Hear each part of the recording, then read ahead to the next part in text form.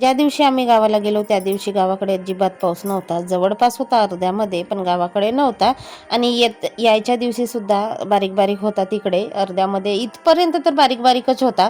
हा रस्ता आहे मांडोबाईचा. मांडोबाईचं जे मंदिर आहे ते फेमस आहे आमच्या भागातलं.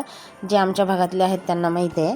तर इथपर्यंत बारीक बारीक पाऊस होता. पुढे जाऊन इतका भयानक पाऊस लागला की सांगायला सोय नाही. जोपर्यंत आम्ही रूमवर पोहोचत नाही ना तोपर्यंत भयानकच पाऊस होता.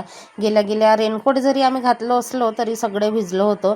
सामान पण झिल्लीमध्ये मी असं पॉलिथिनमध्ये पॅक केला होता, त्याच्यामुळे भिजला नव्हता. मोबाईल वगैरे सगळे पॅक करून ठेवले होते. एकदा मोबाईल ठेवले की हातच नाही लावलो आम्ही कशाच वस्तूला. कपडेही भिजले होते, आम्ही पण भिजलो होतो. गेल्या गेल्या आंघोळ वगैरे करून घेतलं. थंडी वाटत होती. गेल्या गेल्या मग आंघोळ पाणी झालं, कपडे लत्ते पण भरपूर धुवून घेतले. त्याच्यानंतर रुद्रांसाठी मक्का बॉईल करायला ठेवले. रुद्रांच्या पप्पासाठी एक मक्का भाजून दिला. आणि पाऊस पडत असेल किंवा बाहेरून आल्यानंतर थंड वाटत असेल अशा वेळेस गरम गरम काहीतरी खायला आवडते नाही का. तर फ्रीजमध्ये मक्के होते तर तेच मक्के मी काढले खायला. आणि घराची साफसफाई केली आंघोळ करायच्या आधी.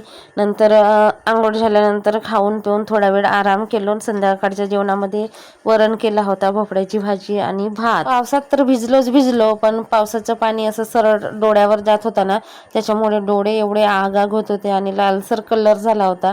म्हणजे वेगळाच अनुभव होता पावसामध्ये भिजण्याचा पहिल्यांदाच.